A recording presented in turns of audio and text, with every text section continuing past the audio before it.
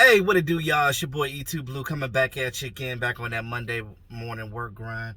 Um, we have yet another rare Victory Monday. Now, I was going to do a video last night. I didn't get a chance to. I was running around and stuff. I had my son this weekend. So, those of you that saw my video on Saturday when I did the matchup video, key to victory and stuff, they did pretty much everything I told them to do. And that was basically how they won the game. Now, of course, Skip and Shannon this morning always talking about, Shannon primarily, because he's an ultimate Cowboy hater. Just, well, you beat the Bengals. Come on, you beat the Bengals. Is this not the NFL? I don't give a damn how bad a team is this year. Even the Jets that haven't won a game, they're still an NFL team. Any NFL team can beat any NFL team. It's the NFL. It's any given Sunday. I just hate when people be like, oh, well, you beat them. Oh, well, you beat that. Yes, some teams might be stronger than others, and I'm all with that. I get that. But at the end of the day, you can't sit here and just say, oh, well, you beat that team. Everybody in the NFL gets paid. Everybody in the NFL are pros. So at some point, they're going to win. Sometimes it's coaching. Sometimes it's just players don't want to play with certain other players. I mean, it could be anything that's going on. Hell, it's a COVID year. There's a lot of teams that are not playing well, and there's teams that are playing well. Those are the lucky ones. Now,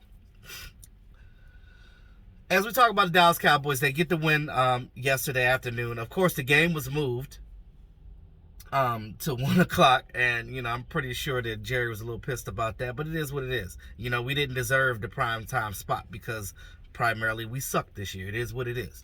Now, we've been up and down. Now, you look at the game, and like Shannon says, it's the Bengals. They didn't have Joe Mixon. The Cowboys don't have Dak Prescott. The Cowboys don't have Tyron Smith. The Cowboys don't have La'el Collins. The Cowboys don't have Zach Martin. The cream of the crop for your offensive line.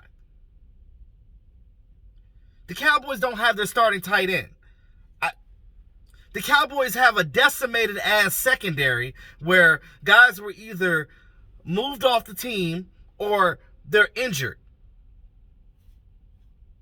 So I don't want to hear that. Like, it's the Bengals. They didn't have this. They didn't have that. The Cowboys got more injuries than they do. So at the end of the day, it is what it is. Brandon Allen for the Bengals. He came out there, played with some heart. He played with some moxie. I give it to him. He didn't play too bad in that game. But his running backs fumbled the ball.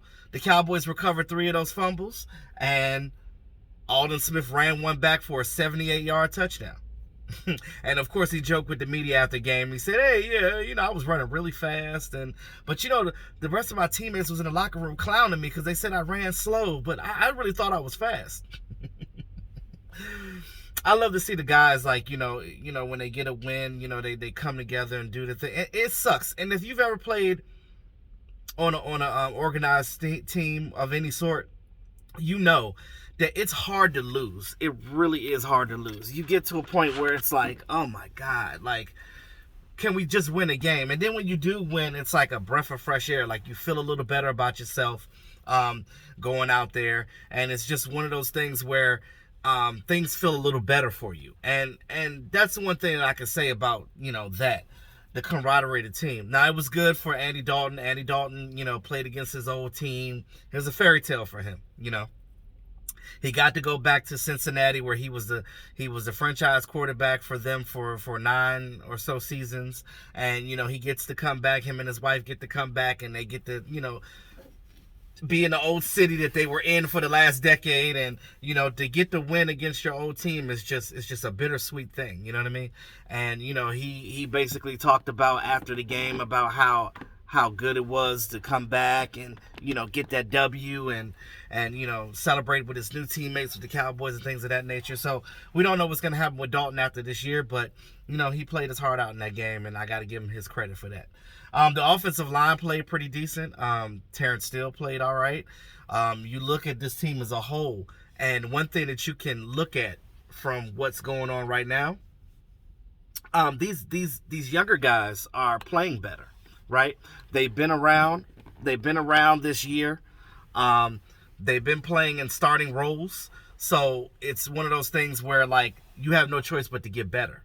You know what I mean? Like, we knew in the beginning of the season when, he was getting rolled, when Terrence Steele was getting rolled on by the likes of, Aaron Donald and Chase Young and those strong defensive ends in this league that are really good. And that's just one of those things where you got to live and you learn. But you only get better by playing. You don't get better by sitting on the sideline. Now, quarterbacks maybe can because they can watch and see what's going on. But like when you're in a position like that where it takes technique, you gotta learn by doing.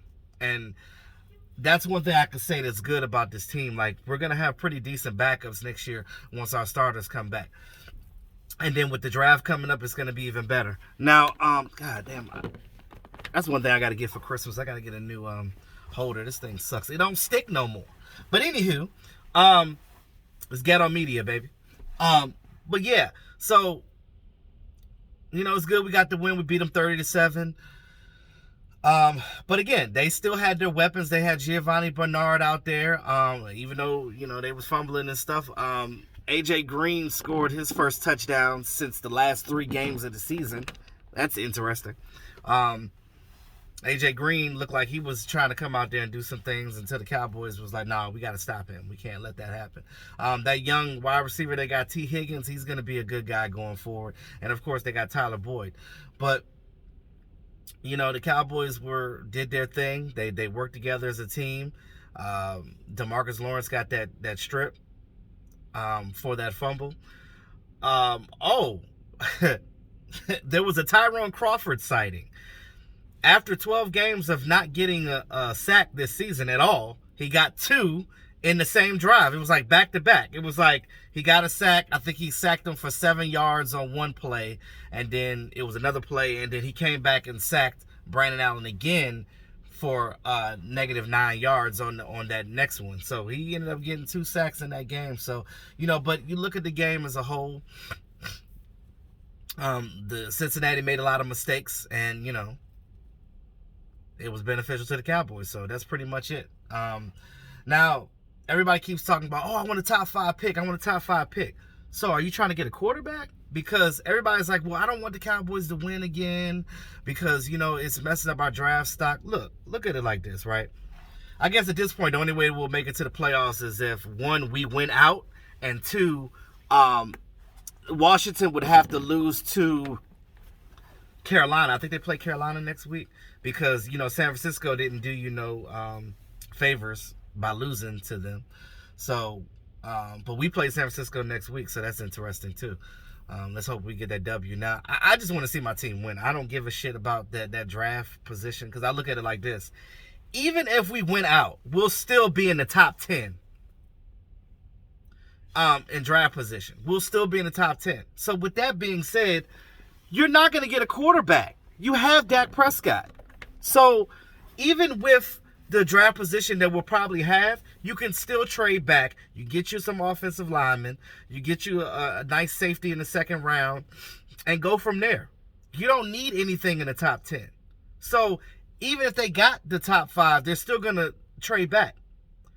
There's really no difference in them trading back from the 5th position to the 10th. It's still the top 10. So teams are trying to get down to the top 10. That's the bread and butter for teams that need certain things.